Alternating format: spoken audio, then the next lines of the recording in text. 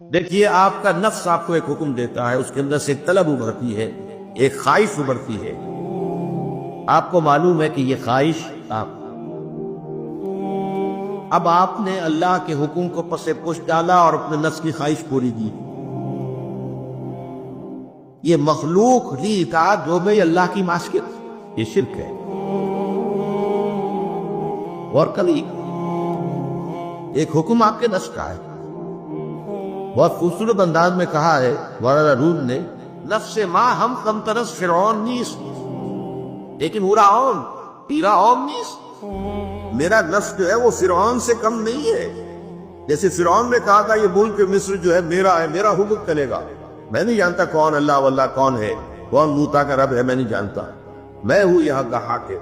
الیس لی ملک مصر وہذہ الانہار تجری من تحتی، کیا مصر کی بادشاہت میرے ہاتھ میں نہیں ہے، اور کیا یہاں کا سارا اریگیشن کا نظام میرے کنٹرول میں نہیں ہے؟ اسی طرح مولانا روم فرماتے ہیں کہ میرا نفس بھی فرعون سے کم نہیں ہے، وہ کہتا ہے یہ وجود میرا ہے، اس پر میری مرضی چلے گی۔